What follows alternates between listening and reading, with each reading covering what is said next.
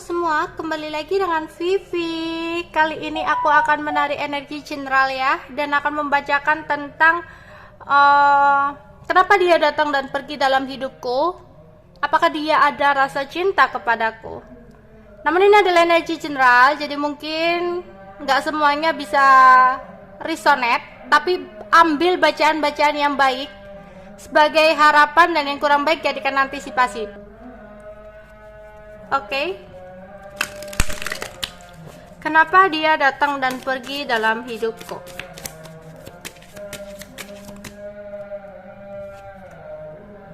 Ada yang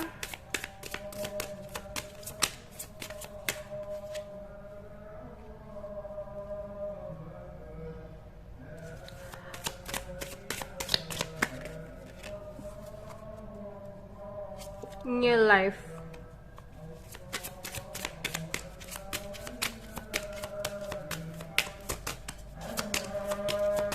Kenapa dia datang dan pergi dalam hidupku?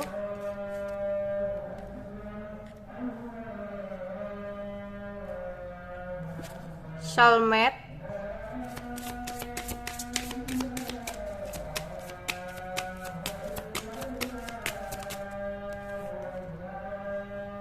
The Tribe.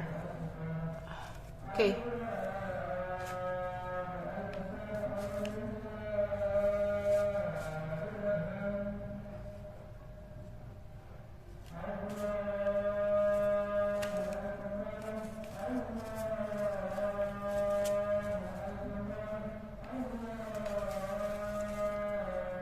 Mungkin di sini kalian memiliki perbedaan ras, budaya, suku,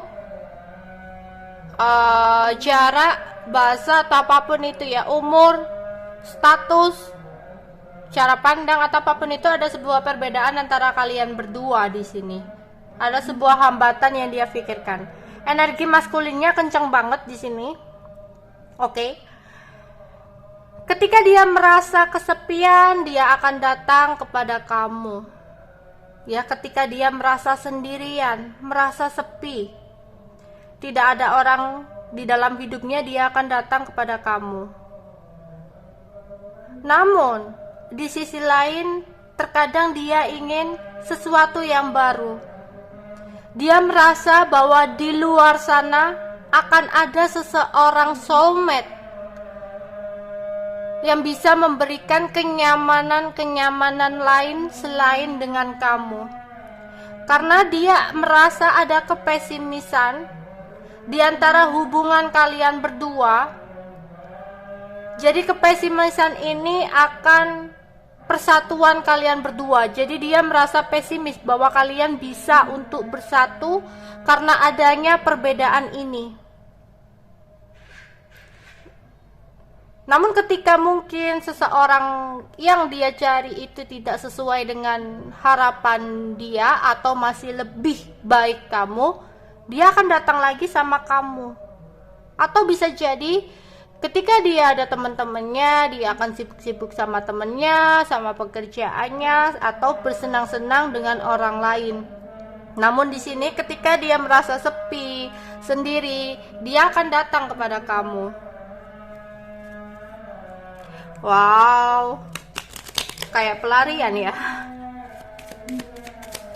Oke, kenapa dia datang dan pergi dalam hidupku? Ada The Clover,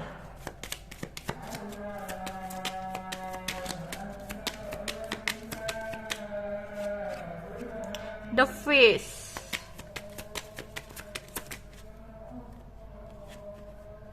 The Me,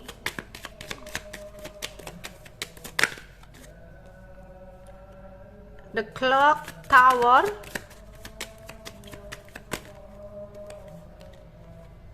The Moon,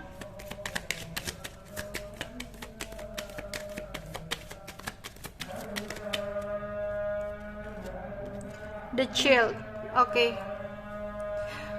Mungkin kamu di sini menjadi tempat kembalinya dia ya. Dia merasa kamu itu rumahnya, tempat kembali dia ketika dia jenuh, ketika dia merasa sepi, ketika dia merasa hancur.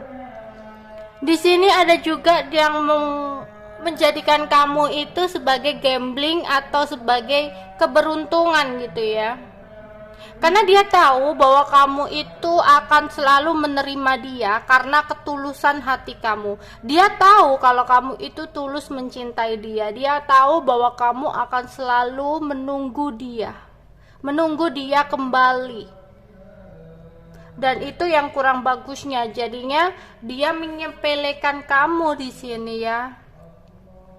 Mungkin bisa jadi karena ada uang, bisnis, dan pekerjaan, mungkin dia saat ini lagi mempertaruhkan pekerjaannya atau kayak lagi fokus kepada pekerjaannya ya. Tapi ketika dia nggak ada komunikasi sama kamu, ada rasa kehilangan gitu ya, ada rasa stres, ada rasa gelisah gitu. Tapi di sini mungkin beberapa ada masalah tentang pekerjaannya, ada kehancuran dalam pekerjaan atau bisnisnya, sehingga itu dia harus memprioritaskan pekerjaan atau keuangannya dulu sehingga dia tidak bisa datang kepada kamu. Bisa jadi seperti itu di sini ya, karena ini energi general.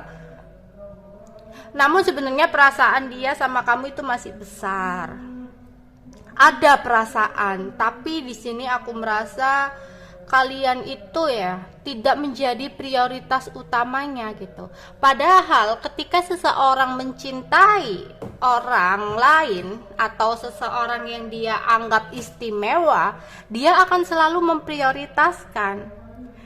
Tapi aku bingung dengan ini orang ya, karena kalau aku melihat apakah dia sayang, ada perasaan sayang, ada rasa tulus, tapi dia tidak bisa untuk memprioritaskan kalian.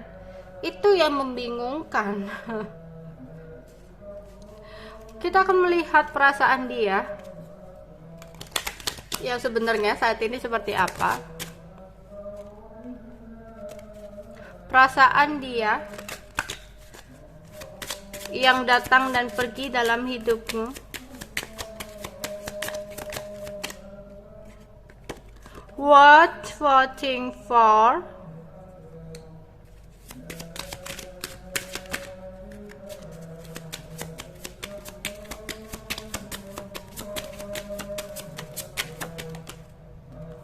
Soulmate 2 kali.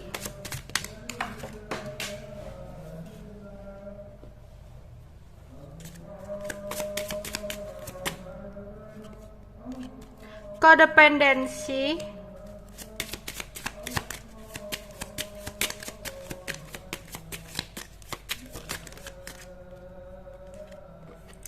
Getting to know each other.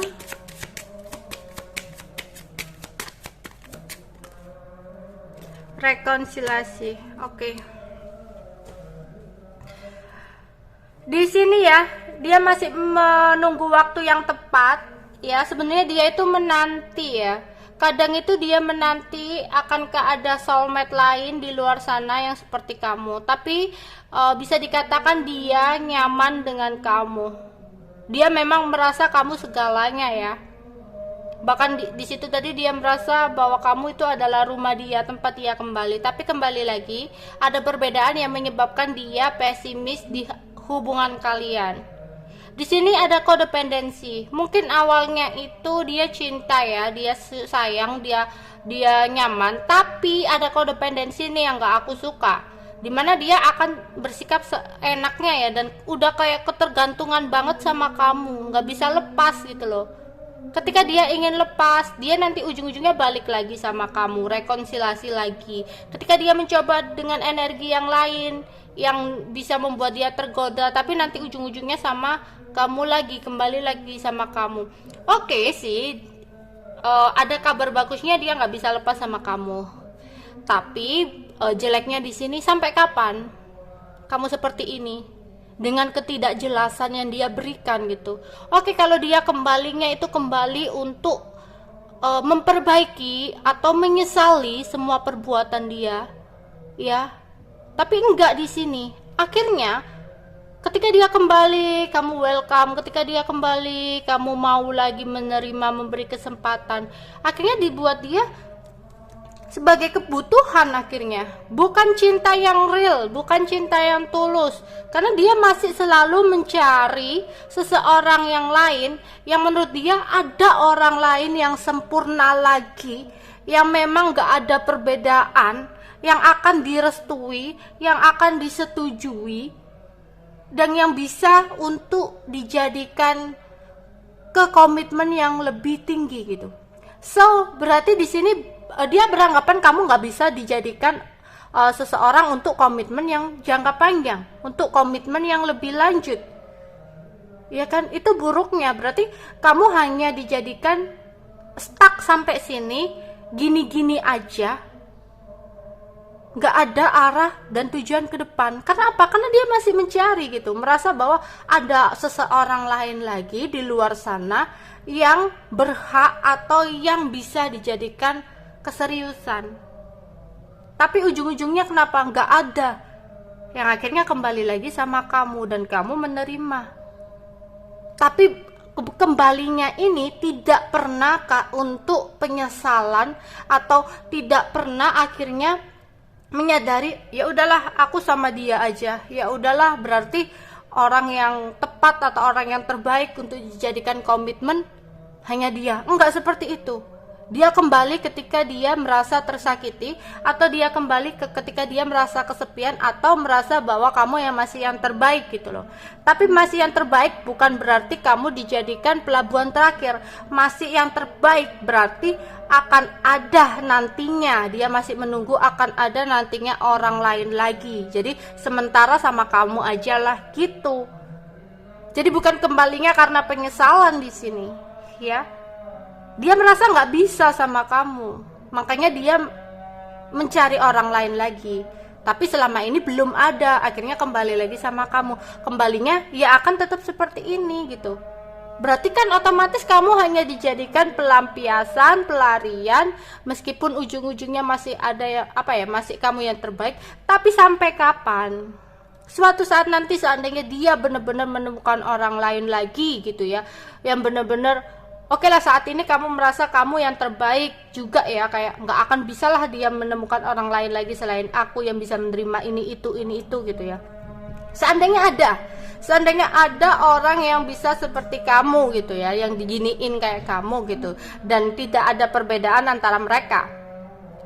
So berarti kamu akan ditinggalkan gitu aja, dia akan benar-benar pergi dan kamu akan terpuruk dengan kesakitanmu, ketidakterimaan perlakuan dia ke kamu. Ya, jadi kamu yang harus memutuskan sebuah keputusan, dimana keputusan ini harus keputusan yang terbaik buat dirimu sendiri. Itu yang utama. Karena orang ini belum benar-benar mau untuk komitmen sama kamu. Dia merasa nggak bisa. Terus buat apa kamu nungguin dia? Buat sampai dia dapat orang lain lagi dan kamu ditinggalkan gitu aja. Suatu saat nanti, oke, saat ini dia belum punya, masih kamu yang terbaik. Nantinya bakal seperti apa? Sampai kapan? Karena dasarnya dia udah nggak bisa gitu. Ya, cepat atau lambat pasti akan ada keputusan. Tinggal kamu yang ditinggalkan atau kamu yang meninggalkan. Oke, itu aja yang bisa aku sampaikan untuk kalian. Bye-bye.